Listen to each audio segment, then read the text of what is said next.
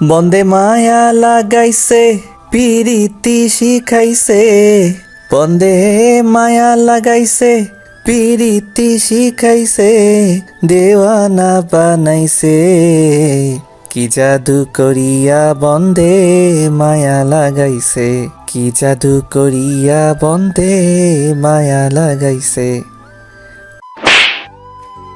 ওই কোন হালার পুত্রে?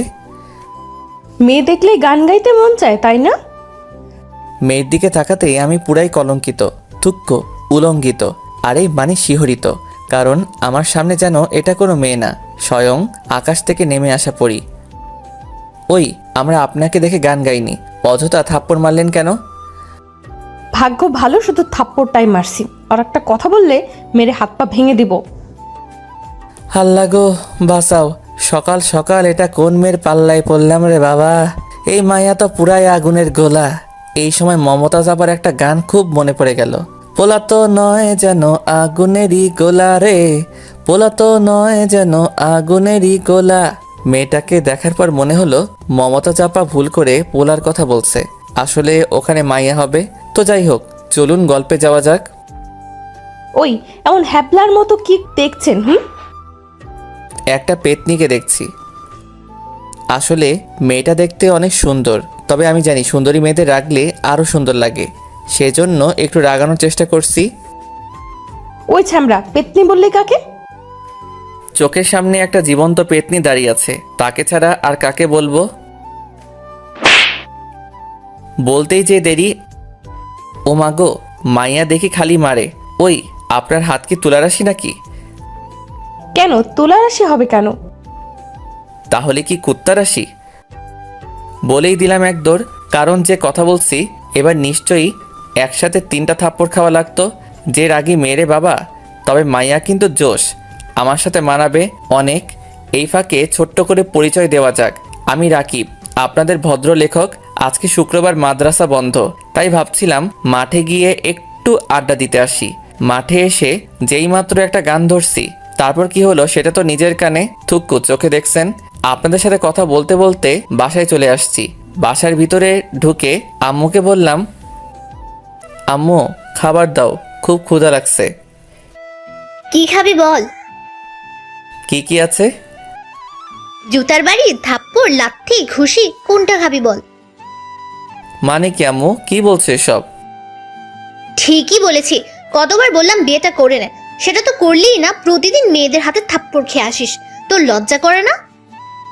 আসলে আম্মুর রাগ হওয়ার যথেষ্ট কারণ আছে, কারণ এর আগে 64টা মেয়েকে প্রপোজ করেছিলাম, সবাই 2টা করে মোট 128টা থাপ্পড় মারছে, আর প্রত্যেকবারই আম্মু আমার গালে মলম লাগিয়ে দিত। অবশ্যই আজকেও দিবে। তো যাই হোক, খাওয়া দাওয়া করে রুমে এসে শুয়ে পড়লাম। অনেকদিন ধরে গল্প লেখি না, ভাবলাম আজকে একটা গল্প লিখব। যেই বলা সেই কাজ, সোজা ফেসবুকে লগ ইন করলাম, আর সাথে সাথে টুং টাং টুং মেসেজের শব্দে পুরো ঘর কেঁপে উঠল। অল্প একটুর জন্য ঘরটা শুধু ভেঙে পড়েনি। তো যাই হোক, ইনবক্সে ঢুকেই আমি পুরাই শিহরিত, কারণ ফেসবুকে ফুলের সাথী প্রজাপতি নামে একটা আইডি থেকে কয়েকটা মেসেজ এসেছে। মেসেজ ওপেন করতেই আবার একটা শকড খেলাম, কারণ মেসেজগুলি ছিল এইরকম। হাই আমার সুইট লেখক, আমার কিউটির আব্বু, কেমন আছে সোনা? মেসেজটা পড়ে টানা 1 ঘন্টা মেসেজটার দিকে তাকিয়েছিলাম, কারণ আজ পর্যন্ত সোনা বলা তো দূরের কথা, কেউ লোহা তামা বস্তা পর্যন্ত বলেনি। বাবু, আজকের থাপ্পড়গুলো কেমন লাগলো? মেসেজটা দেখে চমকে উঠলাম, তার মানে এটাই সেই মেয়ে যে আজকে আমাকে থাপ্পড় মারছে। চুপি চুপি তার আইডিতে ঢুকলাম। মেয়েটার নাম হিমো। বাহ, অনেক সুন্দর নাম। কেবলমাত্র টাইমলাইন ঘুরে দেখছি, তখনই আবার মেসেজ এলো। ওই বেডা, রিকোয়েস্ট অ্যাকসেপ্ট করবি নাকি ধরে পিডামু? ওই সেমনি থাপড়ায়ে তোর 43টা দাঁত ফেলাই দিব, ভদ্রভাবে কথা বল। তোর ভদ্রতার গুষ্টি কিলাই, তুই দাঁড়া, তোর বাড়িতে গিয়ে আজকে তোর পিটামু। মেসেজটা দেখার পর ভয়ে আমার হাত পা থরথর করে কাঁপতে শুরু করলো। প্রথমে ভাবলাম পুলিশকে খবর দিব, কারণ কিছুদিন আগে ফেসবুকে দেখলাম প্রেমিকার হাতে প্রেমিক খুন। আমার মনের মাঝেও অজানা ভয় কাজ করতে লাগলো। হঠাৎ বাসার কলিং বেলটা বেজে উঠল।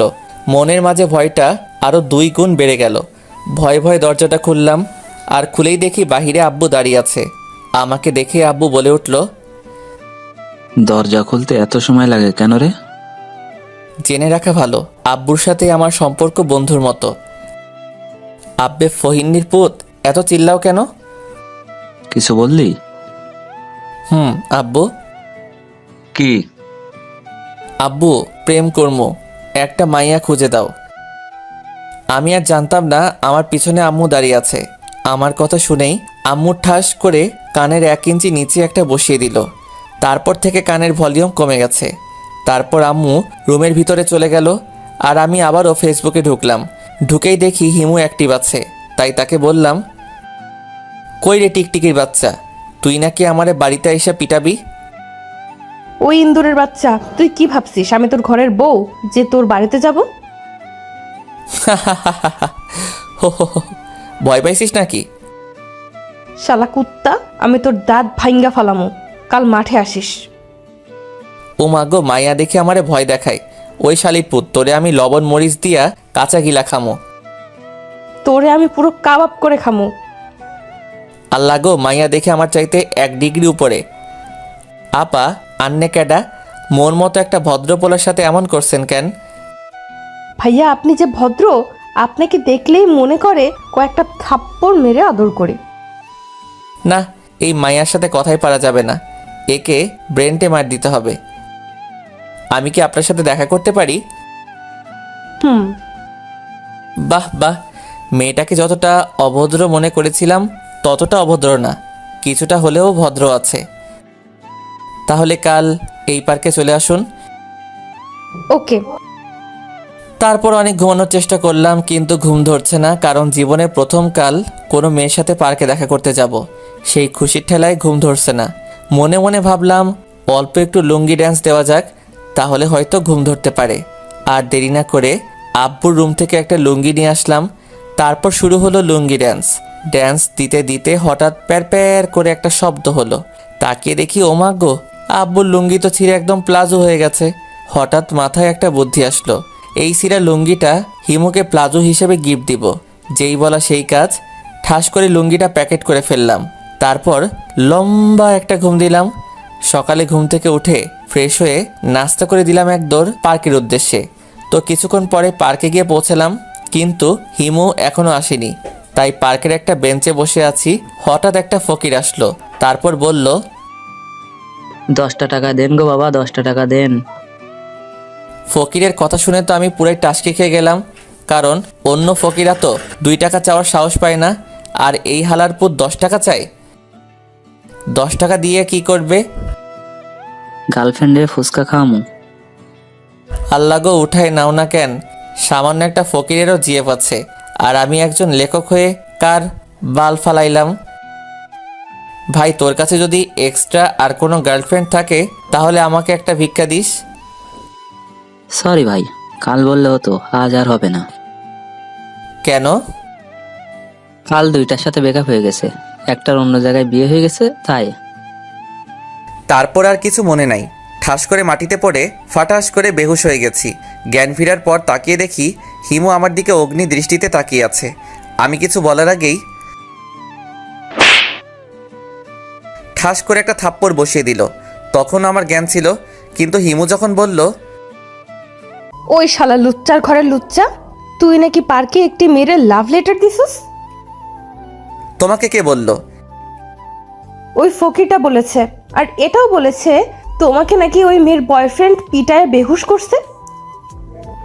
এইটা শোনার পর বাকি সব ইতিহাস হয়ে গেছে, মানে আর কিছু মনে নাই। আবারও বেহুশ হয়ে গেছি।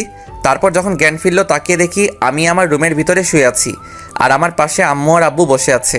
আমাকে কোনো কথা বলার চান্স না দিয়ে আম্মু, চল কোথায়? তোকে বিয়ে করাতে। কার সাথে?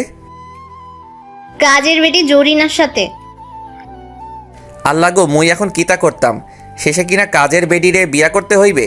পাঠক পাঠিকা আপনারা বলেন, এটা কি মানায়? আম্মু, আমি বিয়া করতাম না। আমি এই বিয়ে মানি না, মানবো না। তুই বিয়ে করবি না, তোর বাপ বিয়ে করবে। তুমি আমার 10টা না 5টা না একটা মাত্র বউ। তুমি যখন বলেছো তাহলে আমি দ্বিতীয় বিয়ে করতে রাজি। আব্বুর কথা শুনে তো আম্মু পুরাই রেগে আগুন। পরিস্থিতি ভালো মনে হচ্ছে না। তাড়াতাড়ি বিছানা থেকে উঠে দিলাম এক দৌড়ে মাঠে চলে আসছি। কিন্তু মাঠে আসার পর আমি পুরাই শিহরিত। আমি হাসবো নাকি কাঁদবো কিছুই বুঝতে পারতেছি না, কারণ মাঠে এসে দেখি হিমু আর তার বান্ধবীরা আড্ডা দিচ্ছে। সেটা বড় কথা নয়, বড় কথা হলো কাল আমি যে ছিঁড়া লুঙ্গি প্লাজো হিসেবে হিমুকে দিতে চেয়েছিলাম সেটা পরে এসেছে। বাহ বাহ, খুব সুন্দর লাগছে এটা পরে। আরও অবাক হলাম হিমু এর বান্ধবীদের কথা শুনে। দোস্ত, তোর প্লাজোটা কিন্তু সেই। আমার বয়ফ্রেন্ড গিফট করছে। আল্লাহ গো, দড়ি ফালাও উইঠা যাই। আমি নাকি ওর বিএফ? আর কি যোগ আইলো রে ভাই, লুঙ্গিকে প্লাজো বানাই ফেলছে। তোর বিএফ এর নাম কি আর দেখতে কেমন? নাম রাকিব, একজন লেখক। আর ও তোদের পিছে দাঁড়িয়ে আছে, দেখ। তার মানে আমি যেখানে দাঁড়িয়ে আছি হিমু সেটা অনেক আগেই দেখে ফেলেছে। হিমুর কথা শুনে ওর বান্ধবীরা আমার দিকে ফ্যাল ফ্যাল করে তাকিয়ে আছে, মনে হচ্ছে যেন আমাকে চোখ দিয়ে খেয়ে ফেলবে। ওদের তাকিয়ে থাকা দেখে আমিও একটা বোকামার্কা হাসি দিয়ে ওদের কাছে গেলাম। তারপর, ভাইয়া কেমন আছেন? প্লিজ ভাইয়া বলবেন না, কলিজায় আঘাত লাগে। তাহলে কি বলবো?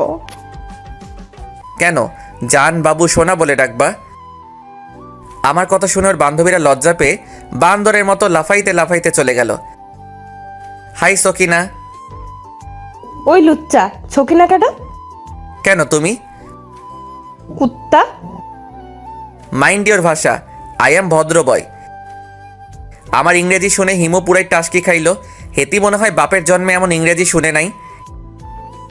বাংলার কুত্তা, আবার ইংরেজি মারাও, তাই না? এই মাইয়া তো দেখি পুরাই ডেঞ্জারাস। আমি তো জানি হিমুই আমাকে বাসায় রেখে এসেছে। হাসপাতাল থেকে আমাকে বাসায় রেখে এসেছিল কোন হালার পুত? তোমার আব্বু। কি? কিভাবে? মিস্টার সুইট লেখক সাহেব, তোমার বাবাকে আমি আগে থেকেই চিনতাম, আর তার নাম্বারও ছিল আমার কাছে। তাই বলতে হবে না, আমি বুঝে গেছি। সি সি সি, নিজের বাবাকে হালারপুত বললাম। হঠাৎ মনে পড়লো এই শালির কাছ থেকে যদি নাম্বার চাই তাহলে থাপ্পড় মেরে সব দাঁত ভেঙে ফেলবে। আব্বুর ফোনে তো নিশ্চয়ই হিমুর নাম্বার আছে। আর কোনো কথা না বলে বাসার উদ্দেশ্যে দিলাম দৌড়। বাসায় এসে বিদ্যুৎ গতিতে আব্বুর ফোনটা হাতে নিলাম। আব্বুর ফোনটা হাতে নিয়ে কল লিস্ট আর মেসেজ দেখে আমি পুরাই কলঙ্কিত, থুক্কু শিহরিত। কারণ আব্বুর ফোনে যেসব নামে নাম্বার সেভ করা তার কিছু উদাহরণ নিচে দিলাম: জান, বাবু, সোনা, লোহা, প্লাস্টিক, তামা, ভাঙাচোরা ইত্যাদি ইত্যাদি।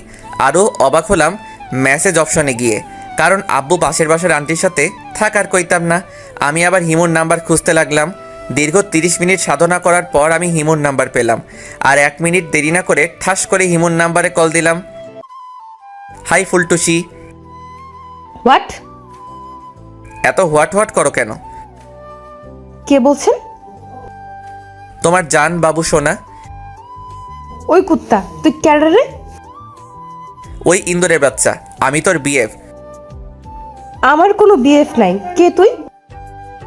ওই শালি, তোর যদি বিএফ না থাকে তাহলে আমি কেডা? শালা লুচ্চা, তুই একটা রোহিঙ্গা। সি সি সি, এত বড় অপমান! আমিও কম কিসে? তুই বান্দরনি, কুত্তি, তেলাপোকা। টুট টুট টুট। যা বাবা, কলটাই কেটে দিল। আমি আবারও কল দিলাম। কল দেওয়ার সাথে সাথে ওপাশ থেকে একজন খুব সুন্দর করে বলল, আপনার ডায়ালকৃত নাম্বারটি এই মুহূর্তে ব্যস্ত আছে, দয়া করে আবার চেষ্টা করুন, ধন্যবাদ। আমার আর বুঝতে বাকি রইল না যে আমার নাম্বারটা এতক্ষণে হোয়াইট লিস্ট, থুক্কু, ব্ল্যাক লিস্টে চলে গেছে। কি আর করার, খাওয়া দাওয়া করে বন্ধুদের সাথে আড্ডা দিতে চলে গেলাম। তো অনেকক্ষণ আড্ডা দিতে দিতে হঠাৎ দেখি হিমু মার্কেটের ভিতর থেকে বের হচ্ছে। মনে মনে ভাবলাম, শালির ঘরের শালি, আমারে ব্ল্যাক লিস্টে রাখছো, আজ তোমারে মজা দেখাবো। আর এক মুহূর্ত দেরি না করে সোজা হিমুর পিছনে পিছনে গেলাম। তারপর রাস্তার ধারে হিমুর সামনে হাঁটু গেড়ে বসে, আই লাভ ইউ সকিনা। থাপড়ায় তোর 32টা রাত ফালায় দেবো, শয়তান একটা। আমিও আমিও মানে? আমিও থাপড়ায় তোর 32টা দাঁত ফালাই দিব। ওই, তোর সমস্যাটা কি বলতো? তোরে একটা কিস দিমো। হোয়াট? আর এক মুহূর্ত দেরি না করে তার ঠোঁটে আমার একজোড়া ঠোঁট লাগিয়ে দিলাম। প্রায় 5 মিনিট ধরে একটা কিস দিলাম, দিয়েই দিলাম এক দৌড়। কারণ যে রাগী মেয়ে কখন কি করে না করে, তার উপর আবার কিস দিছি। ভাবতেই খুশি খুশি লাগতেছে। তো যাই হোক, আপনাদের সাথে কথা বলতে বলতে বাসায় চলে আসছি। বাসায় ঢুকে আম্মুকে বললাম, আম্মু খেতে দাও। কি খাবি বল? যেটা আছে সেটাই দাও তো, খুব ক্ষুধা লাগছে। লাল লিপস্টিক, কালো লিপস্টিক, পিঙ্ক কালারের লিপস্টিক, কোনটা খাবি বল? তুমি মোর লগে ইয়ার্কি মারো? ইয়ার্কি মারবো কেন? আয়নায় গিয়ে নিজের মুখটা একবার দেখে আয়। আমি বীরের মতো আয়নার সামনে বুক ফুলিয়ে গেলাম, আর গিয়েই তো আমি পুরাই টাসকি খেলাম। কারণ হিমুকে কিস দেওয়ার সময় ও ঠোঁটে লাল লিপস্টিক দিয়ে আমার ঠোঁটও লাল হয়ে গেছে। হঠাৎ পিছন থেকে আম্মু বলল, মাইয়াটা ক্যাডা? কোন মাইয়া? ওই কোন হালার পুত মারল রে? পিছনে তাকিয়ে দেখে আব্বু দাঁড়িয়ে আছে। তার মানে থাপ্পড়টাও আব্বুই দিছি। মারলা কেন? হারামজাদা, তুই নাকি আমার বন্ধুর মেয়ের ইয়ে দিছস। ইয়ে কি? ইয়ে বুঝিস না? দাঁড়া, তোকে মজা দেখাচ্ছি আজকে তো। হঠাৎ বাসার কলিং বেল বেজে উঠল। আম্মু গিয়ে দরজা খুলতেই আমার চোখ কপালে উঠে গেল। কারণ যে এসেছে সে আর কেউ না, ওই ডাইনি মেয়েটা মানে হিমু। হিমু ভিতরে এসে আম্মুকে বলল, আন্টি, তোমাদের বাসায় চোর পিটানোর লাঠিটা কই? কি লাঠি দিয়া কিতা করবা? বলেই এক দৌড়ে রুমে চলে গেলাম। রুমে গিয়ে আগে দরজাটা লাগিয়ে দিলাম। কিছুক্ষণ পর বাহির থেকে হিমু বলতেছে, শয়তান, বের হ বলছি। বেশি পিটাবো না, শুধু 2টা থাপ্পড়, একটা ঘুষি, একটা লাথি আর একটা লাঠি দিয়ে কয়েকটা পিটামো। আল্লাহ গো, উঠাইয়া লও। এই মাইয়া কয় কি এতগুলো পিটাবে, আবার কয় বেশি পিটাবো না। বাহির থেকে আবার হিমু বলল, ওই কুত্তা, দরজা খুল বলছি, না হলে কিন্তু দরজা ভেঙে দিয়ে তোরে পিটামো। আম্মা ও আম্মা গো, ও আব্বা গো, তোমার পোলাটারে বাঁচাও গো। তোর মতো ছেলেকে এইভাবেই পিটানো উচিত। দরজা খোল বলছি, তাছাড়া আজকে তোরে মাইরেই হালামো। আল্লাহ গো, রক্ষা করো। এই ডাইনিটা তো আজকে আমাকে মেরেই ফেলবে। কি আর করার, ভয় ভয় দরজাটা খুলে দিলাম। আর দরজা খোলার সাথে সাথে শুরু হয়ে গেল উদুম কেলানি। ও আম্মা গো, আব্বা গো, ও খালা গো, ও মামি গো, আমি আর কোনোদিন কিস দিব না, মাইরা ফেলাইলো গো। অবশেষে দীর্ঘ 32 মিনিট পিটানোর পরে শান্ত হলো। তারপর আমি কোনো মতে উঠে গিয়ে বিছানায় বসলাম। আসলে আমি একটু ব্যথা পাইনি, কারণ মাইয়া মানুষ মারলে তেমন ব্যথা লাগে না, তাই একটু ব্যথা পাওয়ার অভিনয় করলাম। কিছুক্ষণ পর হিমু আমার রুমে আসলো। তারপর বলল, সরি সোনা, একটু বেশি পিটাইছি। মনে চাচ্ছে থাপড়াইয়া 43টা দাঁত ফালাইয়া দেই। রাগ করছো কেন সোনা? বেশি তো পিটাইনি, মাত্র 43টা থাপ্পড়, 31টা লাঠি, 19টা ঘুষি আর লাঠি দিয়ে কয়েকটা পিটাইছি। এতক্ষণে আমার শরীরে ব্যথা ছিল না। হিমুয়ের কথা শুনে আমার শরীরে ব্যথা আরও বেশি হয়ে গেল। শালি জি কি মারটাই না মারলো। ও মাগো, ইস কি ব্যথা গো। কাছে আসো, ব্যথা দূর করে দিচ্ছি। ওই ফইনির জি, আমার কাছে আসবি না। দাঁড়া, আম্মুকে ডাক দিচ্ছি, তোরে আবার পিটামো। কি আর করার, বাধ্য ছেলের মতো হিমুর কাছে গেলাম। শালা আজকে কার মুখ দেখে যে ঘুম থেকে উঠেছিলাম আল্লাহই জানে। হিমুর কাছে যেতেই আমাকে অবাক করে দিয়ে হিমু, ব্যথা কমেছে? না, আরও একটা দিলে কমবে।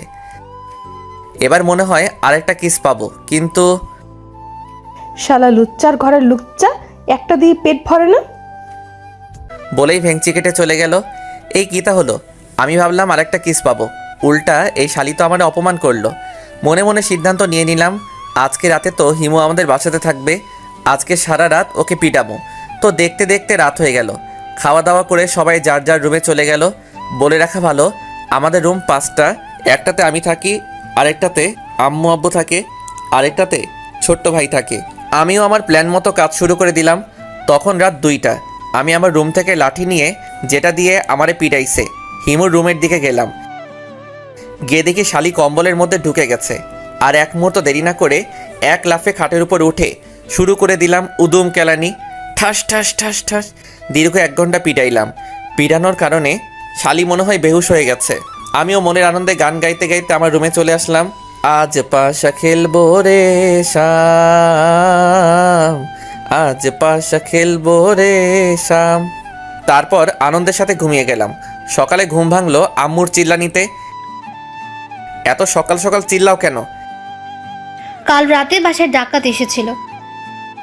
আমি মনে মনে ভাবলাম, যাক বাবা, হিমুকে পিটানোটা তাহলে সার্থক হয়েছে। হঠাৎ চোখে পড়ল আমার ছোট ভাইয়ের উপরে। তাকিয়ে দেখি তার গালগুলো আলুর মতো হয়ে গেছে, চোখ দুটো ফুটবলের মতো হয়ে গেছে। তোর এমন অবস্থা কেন? ভাইয়া, কাল রাতে ডাকাত আমার রুমে ঢুকে আমারে পিটাইছে। ছোট ভাইয়ের কথা শুনে আমি তো আকাশ থেকে পড়লাম।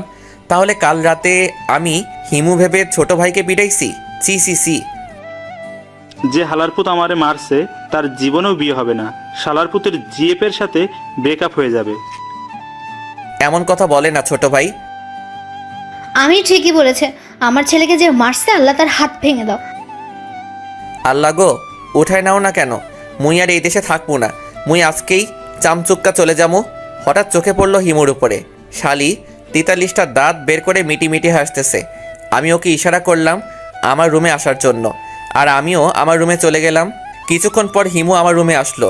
আমাকে কোনো কথা বলার চান্স না দিয়ে হিমু বলল, কি খবর মিস্টার সুইট কিউট কমেডিয়ান লেখক সাহেব? আমাকে পিটানোর প্ল্যান করছিলেন তাই না? শালির জি, তোর জন্য আমি আমার ছোট ভাইরে পিটাইছি। তোরে আজ আমি খাইয়া ফেলামু। মাইন্ড ইওর ভাষা। তুই আমাকে খাবি মানে? আমি কি আলু বেগুন পটল নাকি? এইভাবে তর্ক করতে করতে একসময় আমাদের মাঝে তুমুল হারে মারামারি লেগে গেল। আমি হিমুর চুলের মুঠি ধরে ঠুস ঠাস করে কয়েকটা লাগিয়ে দিচ্ছি, আর হিমু আমার চুল ধরে আমারে থাপ্পড় দিচ্ছে। অবশেষে দীর্ঘ 30 মিনিট ধরে আমরা মারামারি করলাম। আমাদের মারামারিতে বেশ কয়েকজন শহীদ হয়ে গেছে। তারা হলো বীরশ্রেষ্ঠ কোলবালিশ, কয়েকটা বালিশ, গ্লাস, আয়না ইত্যাদি ইত্যাদি। বর্তমানে আমরা 2 জন রেস্ট নিচ্ছি। হঠাৎ হিমু বলল, আমি তোকে ভালোবাসি রে। হিমুর মুখে এমন কথা শুনে আমি ভ্যাবাচাকা খেয়ে গেলাম। আমিও এই কয়েকদিনে হিমুকে ভালোবেসে ফেলেছি, কিন্তু প্রকাশ করিনি। তো আমি কি করব? প্লিজ ইয়ার কি করিস না, আমি সিরিয়াসলি বলছি। তো আমি কি করব? মানে তুই কি আমাকে সত্যিই ভালোবাসিস না? না। আমার কথা শুনে হিমু কাঁদতে কাঁদতে চলে যেতে ধরলো। তখনই আমি ওর হাতটা ধরে ওকে বুকে টেনে নিলাম। তারপর আলতো করে ওর কপালে একটা ভালোবাসার পরশ এঁকে দিলাম। শয়তান কুত্তা বিলাই, আমাকে কষ্ট দিয়ে খুব শান্তি পাও তাই না? ওই কুত্তি, কান্না বন্ধ কর। আমার শার্ট ভিজে গেল তো। যাক, তাতে তোর সমস্যা কি? বলেই আমাকে ধাক্কা দিয়ে বিছানায় ফেলে দিল। তারপর আমার বুকের উপর উঠে বসে আমাকে বলল, আমাকে এখন ভালোবাসোস? মানে হলো আমাকে এখনই ভালোবাসতে হবে। কিন্তু কিভাবে ভালোবাসবো? কুচি খোকা, হিসাব বোঝো না? দুধু খাও। ফেসবুকে তো ভালোই রোমান্টিক গল্প লেখো। তোমার গল্প পড়ে অনেক মেয়েই তোর প্রেমে হাবুডুবু খায়, আর এখন বলছিস কিচ্ছু জানি না। কিন্তু আমি তো... বিছানার উপরে একটা ফল কাটার ছুরি পড়েছিল, ওটা আমার গলায় ধরে, ভালোবাসা দিবি কিনা বল। ও আম্মা গো, ও আব্বা গো। বাচ্চা ছেলের মতো এমন সারাক্ষণ আম্মা আম্মা করিস কেন? আমি কিন্তু এখন কাঁদবো। আর একবার চিল্লালে বাবা হওয়ার ক্ষমতা চিরতরে বন্ধ করে দেব। বলে কি এই মাইয়া? তবা আস্তাগফিরুল্লাহ, নাউজুবিল্লাহ, কয় কি তা? এমন ভাব করছিস যেন ভাজা মাছটা উল্টে খেতে জানিস না। ওই সেমরি, ভাজা মাছ উল্টে খায় না, হাত দিয়ে তুলে মুখ দিয়ে খায়। এত কিছু বুঝোস কেন? আমি কিছু বলতে যাব তার আগে হিমু তার রসগোল্লার মতো ঠোঁট দুটো আমার ঠোঁটের সাথে লাগিয়ে দিল। আহা কি আনন্দ! ঠিক তখনই ঘটল আরেক অঘটন। আসলে 2 জনের ঠোঁট এক হওয়ার কারণে কথা বলতে পারছি না। ঠিক তখনই পেটের মধ্যে জমে থাকা 3 দিনের গ্যাস শব্দ করে বেরিয়ে আসলো। ঠাস ঠুস ফুস ফাস। পাদের বিকট আওয়াজে হিমু ঘরের ভিতর থেকে ঠাস করে গিয়ে বাহিরে পড়ল। কিছুক্ষণ পর মনে হলো কোন হালারপুত জানি আমার রুমের মধ্যে টয়লেট করে দিছে। কি বাজে গন্ধ! পরে রহস্য উদ্ঘাটন করে জানতে পারলাম এটা আমার গ্যাসের গন্ধ। এক দৌড়ে ওয়াশরুমে চলে গেলাম। দীর্ঘ 32 মিনিট পর ওয়াশরুম থেকে বের হলাম, আর আমি বাহিরে এসে পুরাই শিহরিত। কারণ বাহিরে এসে দেখি হিমু আর ছোট ভাই বেহুশ হয়ে পড়ে আছে, আর আম্মু লাঠি হাতে অগ্নি দৃষ্টিতে আমার দিকে তাকিয়ে আছে। আমি ভাবলাম এবার হয়তো অ্যাকশন চালু হয়ে যাবে, কিন্তু আমাকে অবাক করে দিয়ে আম্মু বলল, কি বাজে খাবার খেয়েছিলি? কুত্তার রোস্ট, মুরগির দুধ আর টিকটিকির ডিম দিয়ে পায়েস, ইঁদুরের হালুয়া, তেলাপোকার সালাদ, গাঞ্জা ভর্তা, ইয়াবার ছুপ, মোলার জুস, করলার শরবত। হঠাৎ ঠাস করে একটা শব্দ হলো। তাকিয়ে দেখি আম্মু বেহুশ হয়ে গেছে। মুই এখন কিতা করতাম? হঠাৎ মাথায় একটা আইডিয়া এলো। আমার মাথায় আবার কুত্তা রাশি আইডিয়া থাকে সব সময়। বাথরুমে গিয়ে এক বালতি পানির সাথে লাল রং মিশ্রণ করলাম, তারপর ওগুলো নিয়ে ওদের গায়ের উপর ঢেলে দিলাম। কিছুক্ষণ পর হিমুর জ্ঞান ফিরল, আর জ্ঞান ফেরার পরপরেই আমি গান ধরলাম, ফাইটটা গেছে, ফাইটটা গেছে, তোর মাথা ফাইটটা গেছে। হঠাৎ কে যেন পিছন থেকে ঠাস করে কানের নিচে একটা থাপ্পড় দিল। থাপ্পড় দেওয়ার কারণে আমার কানের ভলিউম কমে গেছে। অনেক আগ্রহ নিয়ে পিছনে তাকিয়ে দেখি আব্বাই মারছে, আর এতক্ষণে সবার জ্ঞান ফিরছে। কি আব্বা, মোড়ে মারলা কেন? ও মাগো, এবার দেখি পিছন থেকে মারে। তাকিয়ে দেখি হিমু মারছে। ওই শালির জি, ফইনির ঘরের ফইন্নি, মারলি কেন? বলতেই যে দেরি, এবার আম্মু ঠাস ঠাস করে দুই গালে দুইটা বসিয়ে দিল। সাথে সাথে আমি ভাদাইম্মা স্টাইলে ডাক দিলাম, আম্মা, ও আম্মা গো, আম্মা, ও আব্বা গো। আমার এমন ভাদাইমা মার্কা ডাক শুনে ছোট ভাই পাশের রুম থেকে একটা লাঠি নিয়ে আইসা আম্মুরে দিছে আর বলছে, আম্মা এইটা লও, পিডাইয়া হাড্ডি ভেঙে দাও। হালার পুত, আমি তোর বড় ভাই। পাশ থেকে হিমু বলে উঠল, লাঠিটা আমারে দাও, আজকে ওরে মাইরা আমি ইতিহাস তৈরি করবো। কি আর করার, লুঙ্গি খুলে মাথায় নিয়ে দিলাম এক দৌড়। দৌড়াতে দৌড়াতে হারামি বন্ধুদের কাছে চলে আসছি। আমাকে এভাবে দৌড়াতে দেখে বন্ধুরা বলে উঠল, এভাবে পাগলা কুত্তার মতন দৌড়াচ্ছিস কেন? আব্বে হালায়, একটা কুত্তায় ধাওয়া করছে। আসল কথা জানলে অপমান করতে করতে মাইরা ফেলাইব। ওহ, তা তোর গালেও কি কুত্তায় থাপড়াইছে? না না, এটা থাপ্পড় না, ওটা তো কুত্তা আদর করে চুমু দিছে। বলেই সবাই একসাথে মিলে একটা ভিলেন মার্কা হাসি দিল। ওদের সাথে তাল মিলিয়ে আমিও একটা আবুল মার্কা হাসি দিলাম। মাঝে মাঝে আমার সন্দেহ হয়, এরা আমার বন্ধু নাকি শত্রু। তো আড্ডা দিয়ে সবাই মিলে একটা মার্কেটে ঢুকলাম আমার বন্ধুর জিএফের জন্য শাড়ি কিনতে। কিন্তু শালা হালার পুতেরা আসছে প্যান্ট শার্ট পরে, আর আমি আসছি একটা লুঙ্গি আর গেঞ্জি পরে, তাও আবার লুঙ্গির 3 জায়গায় জোড়াতালি দেওয়া। তো যাই হোক, শাড়ি কিনে যখন বের হতে যাব তখনই দেখি হিমুও মার্কেটের মধ্যে ঢুকছে। আমি ওকে না দেখার ভান করে যাচ্ছি। হঠাৎ অনুভব করলাম কোন হালারপুত জানি আমার গেঞ্জি ধরে টানতে টানতে ভিতরে নিয়ে যাচ্ছে। তাকিয়ে দেখি সেটা আর কেউ না, ওই ডাইনিটা। কি হলো, এভাবে গেঞ্জি ধরে টানছো কেন? শালা লুচ্চা, জিএফের জন্য শাড়ি কিনতে আসছিস তাই না? এটা হাস্যকর। মানে? কিছু না। তারপর আমাকে টানতে টানতে মার্কেটের মধ্যে নিয়ে গেল, আর হারামি বন্ধুগুলো যাওয়ার সময় বলে গেল আমি নাকি অন্য মেয়ের সাথে চ্যাটিং করি। তো যাই হোক, দেখতে দেখতে একটা শাড়ির দোকানে বসলাম। মামা ওই শাড়িটা দেখান তো। এটা? না না, ওইটা। এই নিন। এটা দেখ তো কেমন লাগছে। কাজের বেটি জরিনার মতো। তোরে কি এখন এখানে পিটানো লাগবে? দেখ তো আমাকে কেমন লাগছে। সেই রকম অচাম, চুপ পার। মনে মনে বলছি তোকে তো পেতনির মতো লাগছে। তারপর গুনে গুনে 4টা শাড়ি কিনলো। কিনে আমার দিকে মুখ বাঁকিয়ে বলল, আমি আবার বেশি শাড়ি কিনি না, আমার অল্প হলেই চলে। ফহিনীর জি কয় কি 4টা শাড়ি কিনছে, আবার কয় আমি বেশি কিনি না। ভালো। আমার কাছে টাকা নেই, তুমি বিলটা দিয়ে আসো। বলে আমাকে কোনো কথা বলার চান্স না দিয়ে চলে গেল। আমি তো পুরাই শিহরিত, কারণ আমার কাছে মাত্র 8 টাকা আছে, তাও আবার বিকাশে। ভয়ে ভয়ে দোকানদারকে বললাম, ভাইয়া কত টাকা হয়েছে? মাত্র 18,550 টাকা স্যার। দোকানদারের কথা শুনে আমি মনে হয় আকাশ থেকে পড়লাম। মাথার মধ্যে চো চো ভো ভো ভো করছে। হঠাৎ ঠাস করে পড়ে ফুস করে বেহুশ হয়ে গেলাম। জ্ঞান ফিরে তো আমি পুরাই কলঙ্কিত, থুক্কু, শিহরিত। কারণ জ্ঞান ফিরে দেখি দোকানের সব লোক আমার সেবা যত্ন করছে। হঠাৎ দোকানের এক কর্মচারী বলে উঠল, স্যার টাকাটা দেন। কিসের টাকা? ও মনে হয় বেহুশ হয়ে সব কিছু ভুলে গেছে। ওর মাথায় লাঠি দিয়ে ঠাস করে একটা বাড়ি মার, তাহলে মনে পড়বে। হালারপুত কয় কিতা? আর একজন তো আরও এক ধাপ এগিয়ে বলল, ওই ওর লুঙ্গি আর প্যান্ট খুলে নে। আল্লাহ গো, মুই এখন কিতা করতাম? এই বেটা, টাকা বের কর। ওরে ভাইরে, আমার কাছে তো টাকা নাই। ওই ওর লুঙ্গি আর গেঞ্জি খুলে নে। ভাই, আপনার বইয়ের দোহাই লাগে, লুঙ্গি খুইলেন না, মুই আপনাদের পরে এসে টাকা দিয়ে দিব। কিন্তু কে শুনে কার কথা?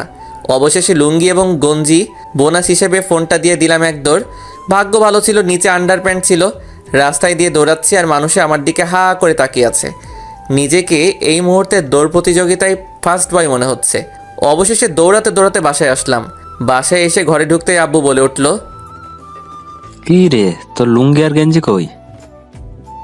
আব্বা, ও আব্বা গো, কিতা হইছে? ও আব্বা গো। আবেগে কাইন্দা দিছি।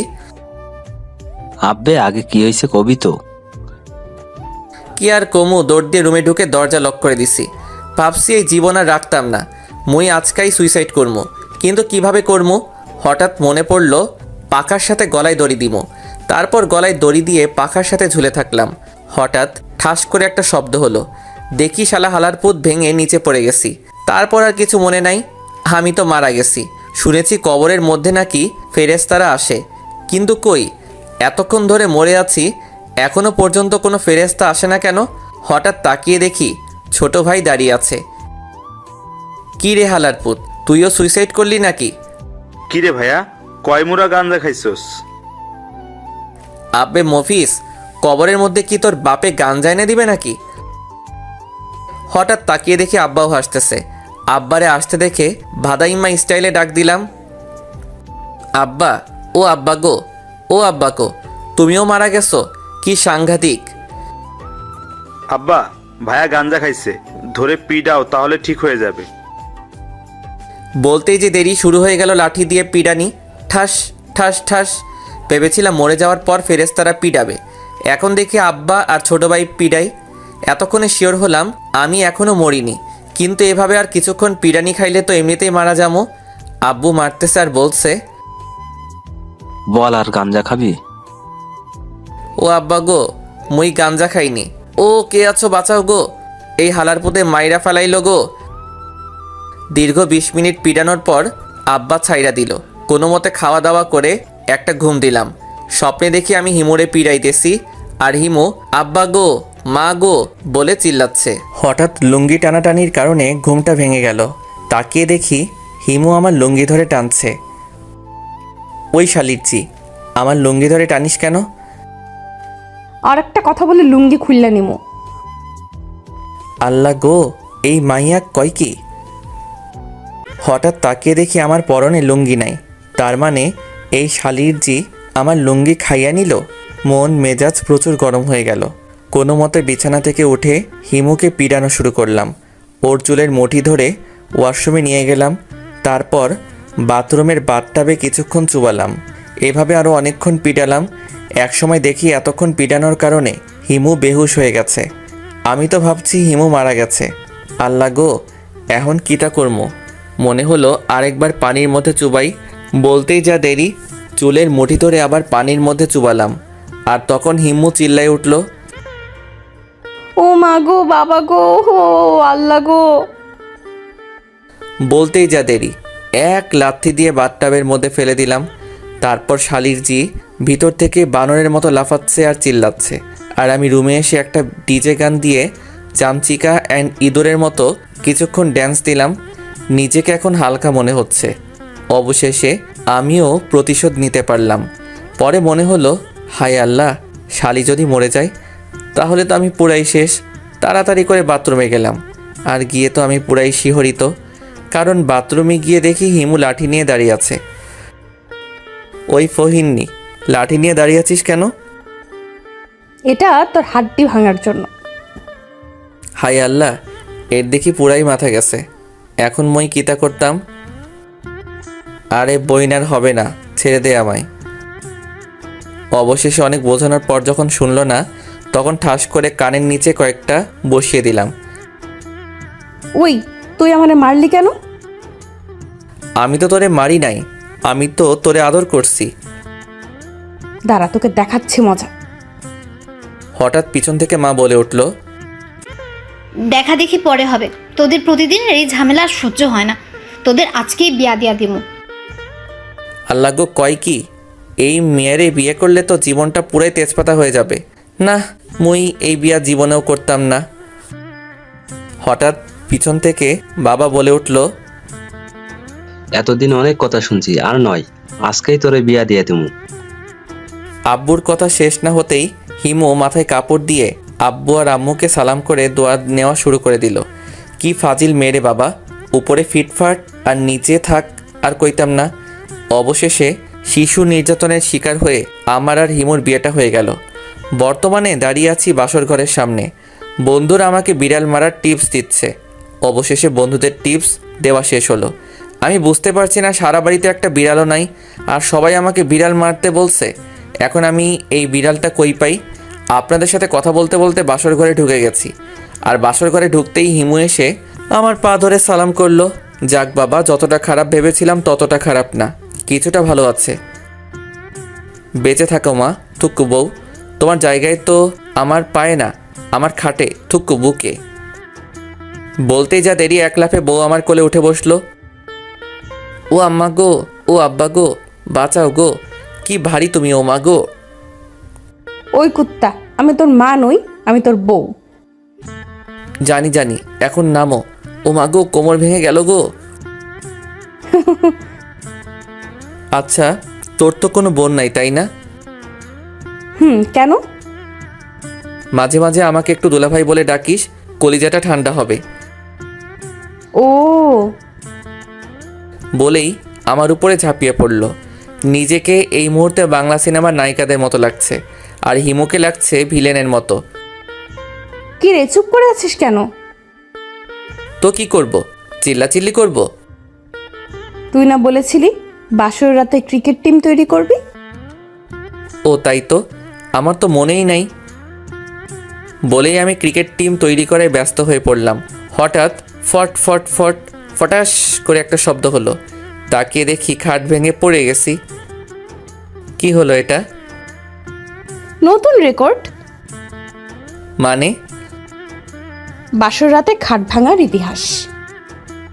অবশেষে ইতিহাসের খাতায় আমার নাম উঠে গেল। বকাটে ছেলে বাসর রাতে খাট ভাঙার ইতিহাস। পরের দিনগুলো কেটে গেল অনেক আনন্দে। নতুন বিয়ে করেছি, বুঝেন তো মজাটা কেমন।